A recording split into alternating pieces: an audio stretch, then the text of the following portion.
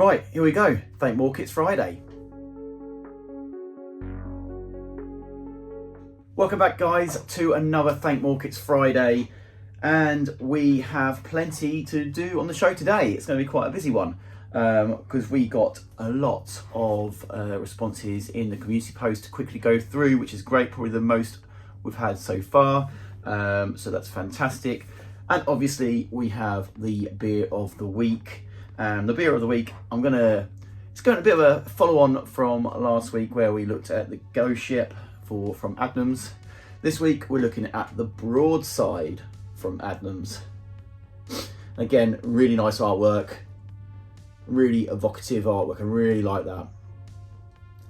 It's one of the things that drew me to this brewery was its artwork and taste, obviously.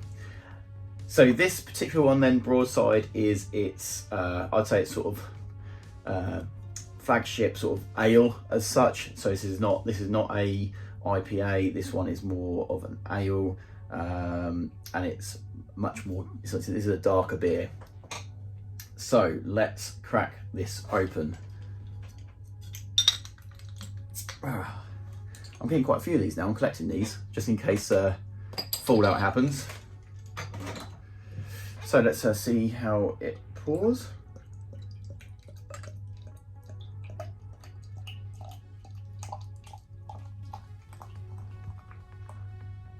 Ooh. There you go. So it's nice and cold. I always drink my ales cold. Traditionally, they're supposed to be drunk sort of room temperature, which is I can't deal with that. So I always have them cold. But it's a really dark beer. This one. A real sort of a dark amber. So it's not like a Guinness where it's basically completely opaque. You can see through it. It is transparent. I can see my fingers through the end, but it is a very dark ale nonetheless. So, cheers.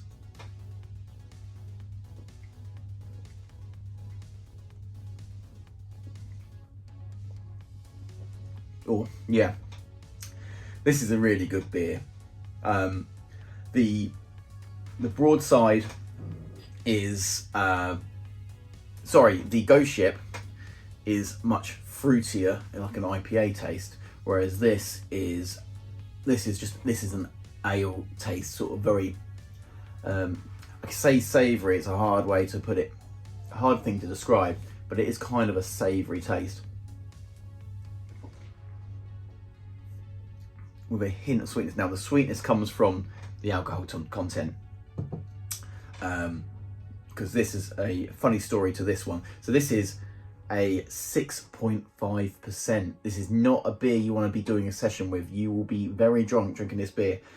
So when I did the Adnams tour a year or so ago, and a funny little story, this was made for a special occasion in the local area. I can't remember what the occasion was for, but they brewed this especially for that occasion, and the local people loved it so much they requested it to be a constant fixture of the things that they brew, and so they pumped it out. They did loads more casts of it and pumped it all out to the local pubs, and everyone was getting absolutely bladdered because it was 6.3%.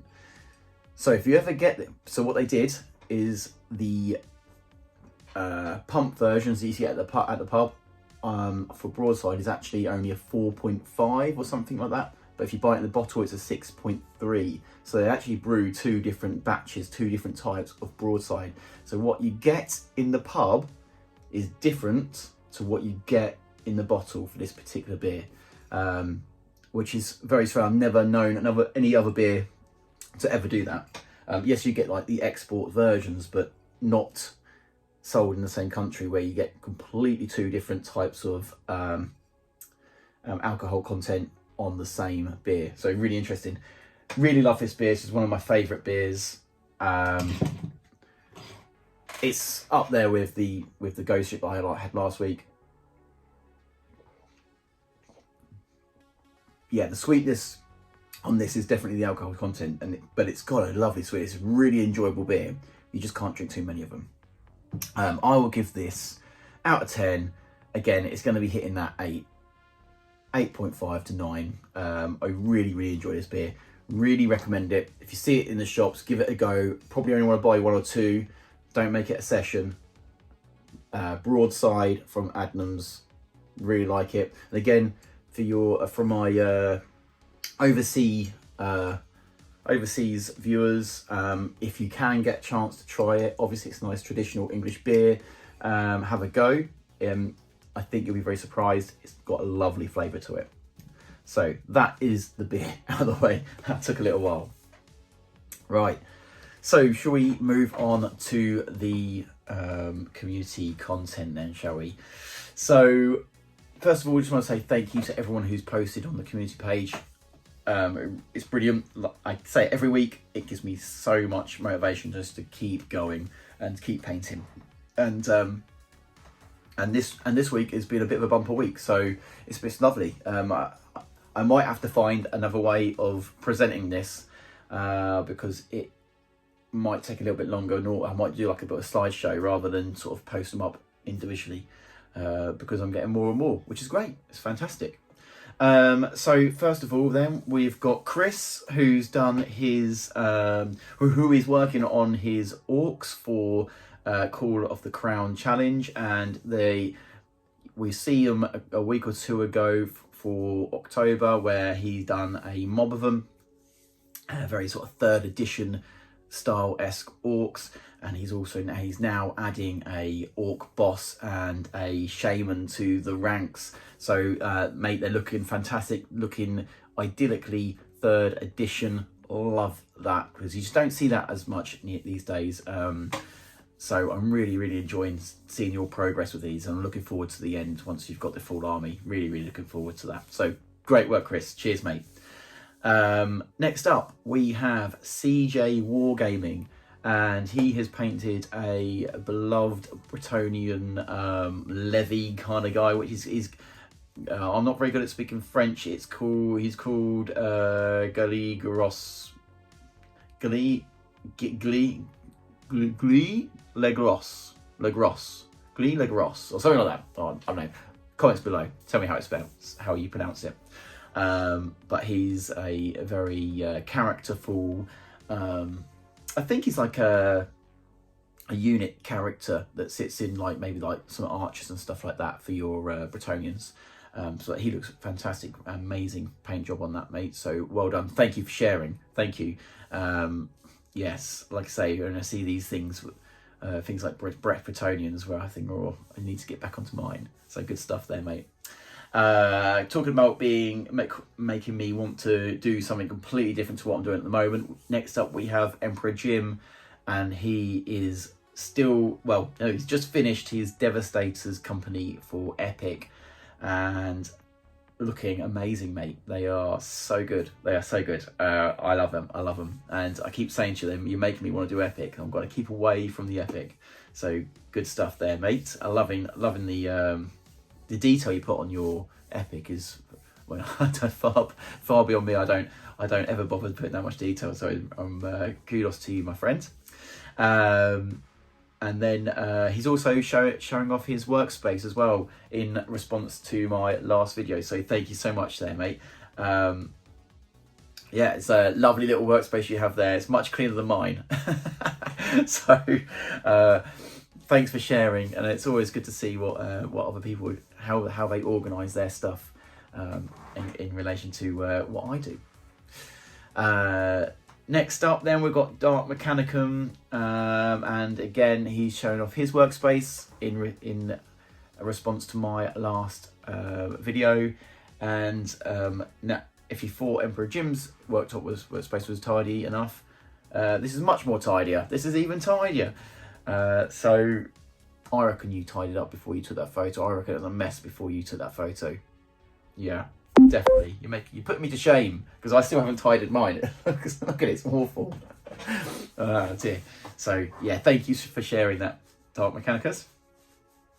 Then we have good old Rich from Bring 'em Battle, his high elves, or they're just elves. I think he's doing them for Kings of War.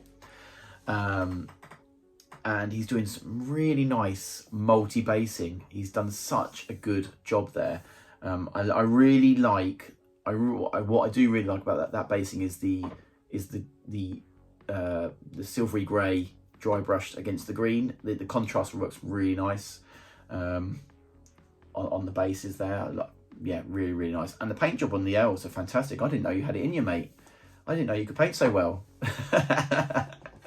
So no, thanks, Rich, for sharing your wares there, mate, and hopefully that's given you the impetus to keep going, because I know you want to try and crack these guys out for some games over on your channel, so look out for that. Then we've got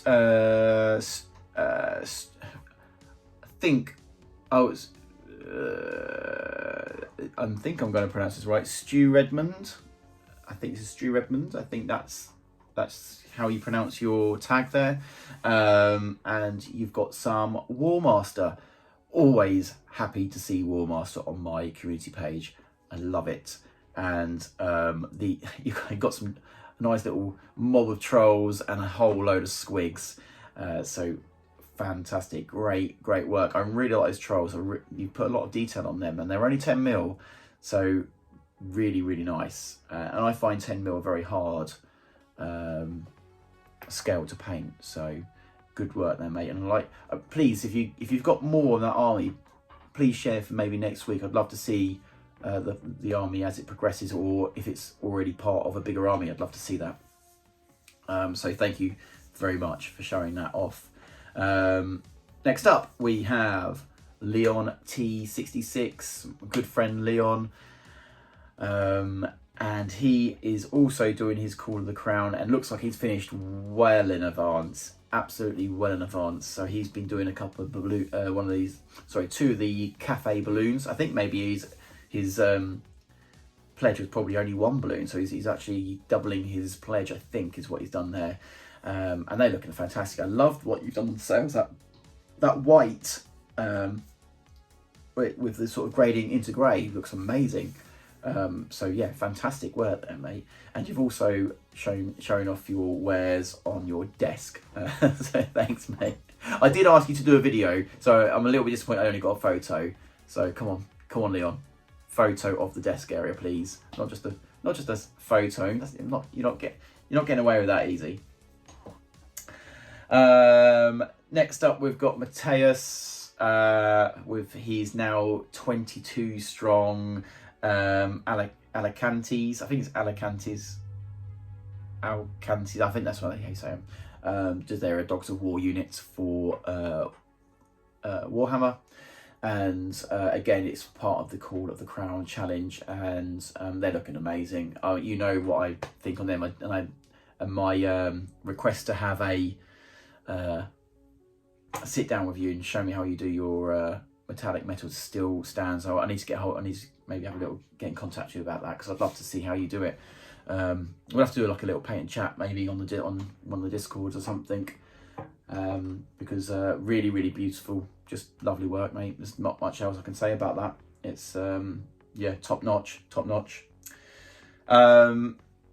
Then we've got Mick at Dreads Paints, and he has done his talisman. But I think this is the talisman box set, and actually you might notice that I've used his photo for the thumbnail for this particular video, because I love it so much. But there's two reasons I love this. For one, they're painted amazingly, and the colours just pop.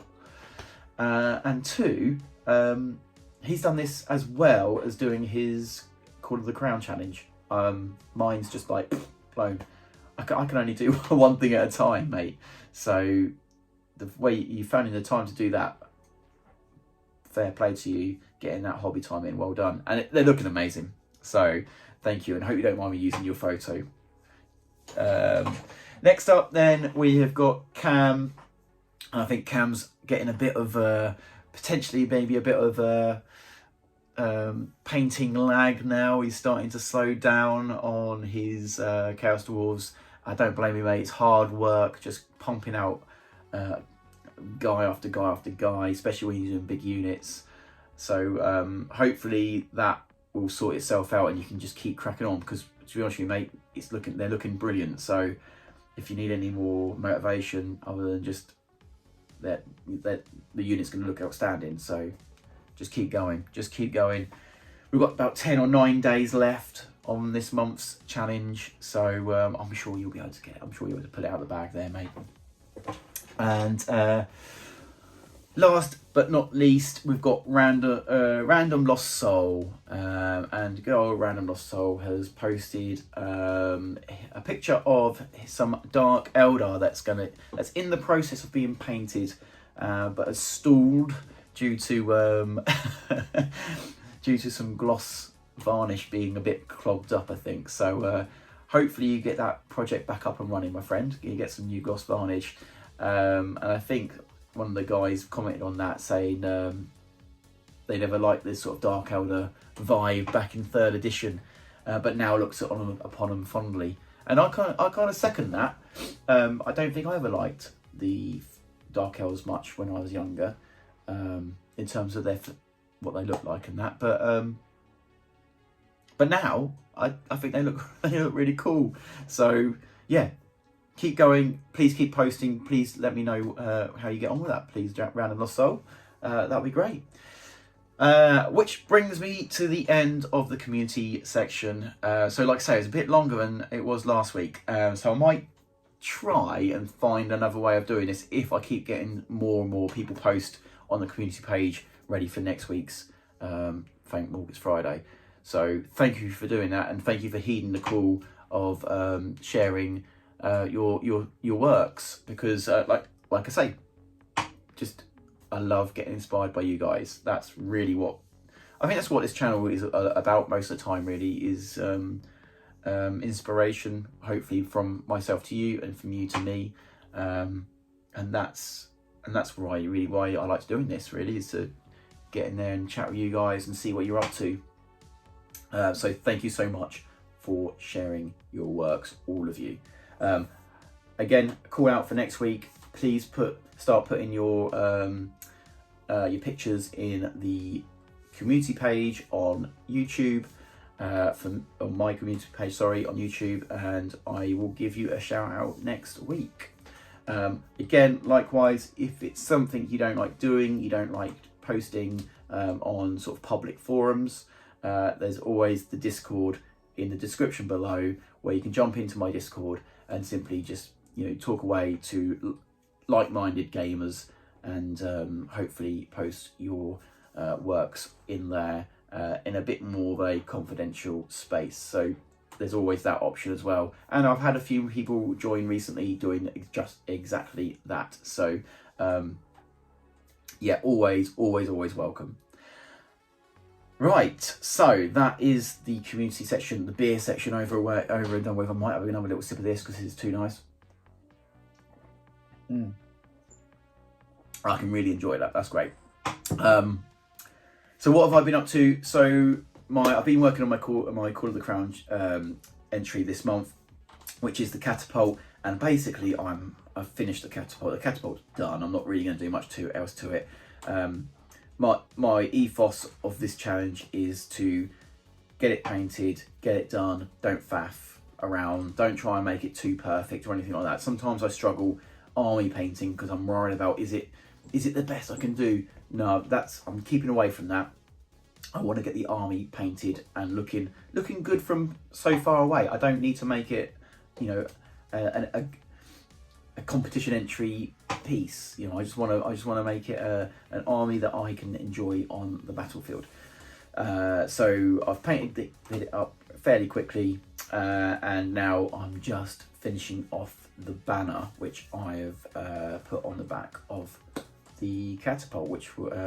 So what we're going to do, we're going to go to the table. I'm just going to show you how I highlight and shadow my banners and the technique I use. So shall we go over to the table and we'll have a little look. Right guys, so I'm gonna try and now shade and highlight this, the banner I've created for the catapult. So first of all, I've just gone over and did the base coats, and obviously sketched out the design. Just when you're doing freehand work, it's always just best just to sort of work in shapes. So just block in the obvious shapes first, so maybe like a bit of a circle, then like a square, and then just come back in and just cut into it with the design that you're sort of like going for example. So you're cutting in with the eyes and the mouth. So sort of try and look at shapes try and look at pictures or whatever, or designs in terms of shapes. That's always the easiest way to do freehand, in my opinion.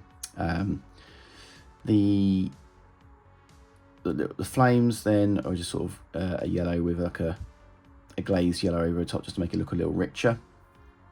So what I'm going to do here is I'm going to start putting in the colours into the flames. We can sort of see how that goes and how I'm going to go about doing it. So I'm going to use Avalanche Sunset and this Scarlet Blood. So Avalanche Sunset is quite a thick paint, so we're going to need to thin it down quite a bit.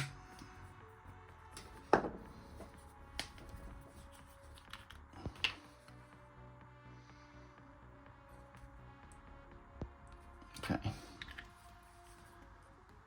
so we've got our paints. First things first, we want to mix them.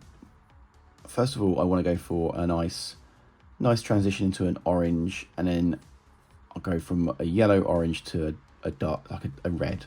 That's relatively dark red, I suppose. So let's get a little bit of the white, a little bit of the red.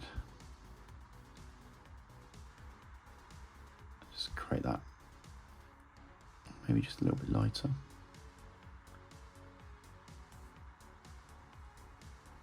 Okay.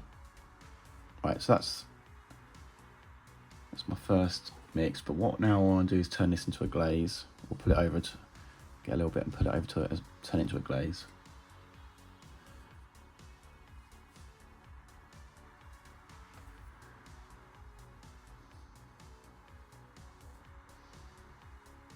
Okay. You want to check the glaze.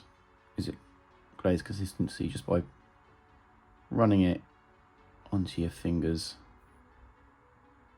And if you can see the lines, if it runs into the cracks of your skin, that's roughly about where you want it. Okay, so then next, once we've got our glaze, maybe just just a little bit thinner. Once we've got that glaze, we then want to just wick off nearly all the paint on a towel. Then we can approach the miniature, and we want to glaze, and it looks like there's almost nothing going on, but it will be.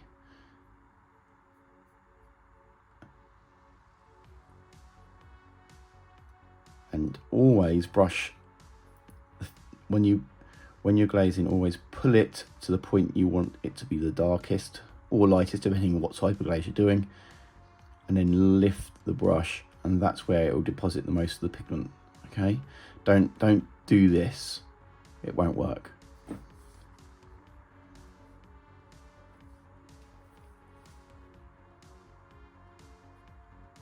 So we just keep going over.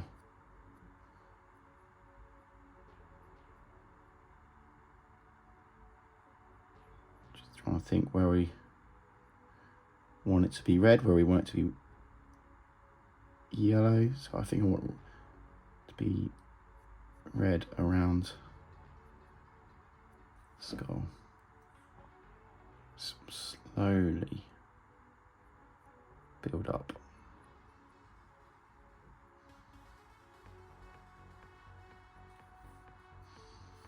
Don't know if you can see that, it's slowly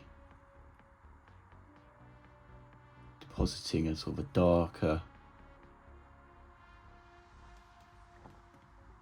transition on there slowly. It is slow work, and sometimes people use hair dryers to dry it up quicker. I don't have a hair dryer by my station, so I don't do that. So I have to hang around and wait. But that's okay. We're in no rush.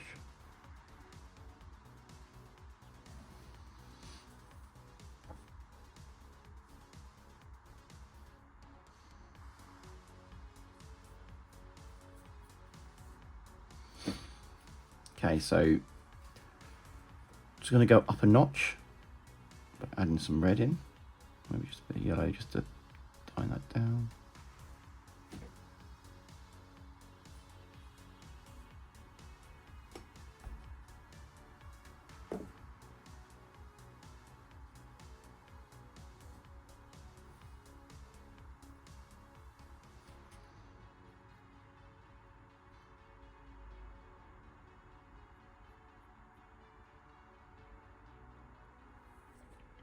Okay, so I've just done a bit more and sort of building it up slowly. So I'm using the red shade to hopefully give the skull some motion so it looks like it's flying through the air.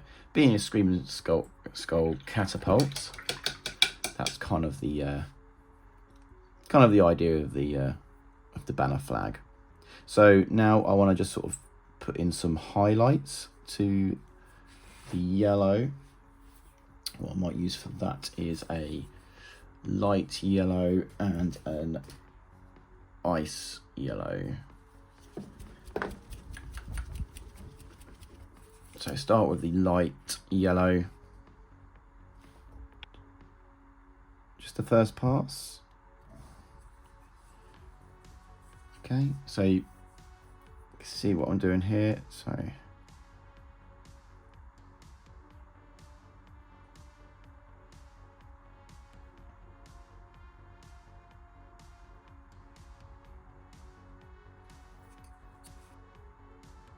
it's quite hard to do with a camera, so what I'm going to do is going to come back after this step and then show you where it is. Okay, so that's what it looks like after a few passes with the light yellow.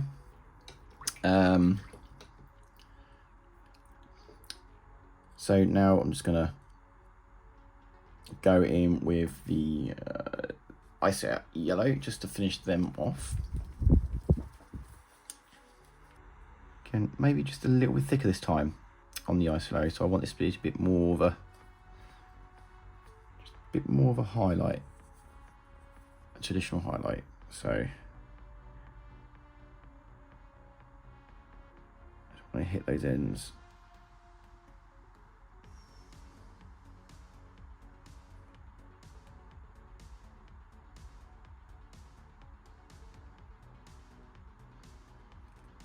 Okay, I'm just going to carry on doing that and I'll be back in a bit. Okay, so that's that with the little final highlights on the bright areas. So I might just come back in with some red just to be a bit more aggressive at this section here. I'll look a little bit more darker.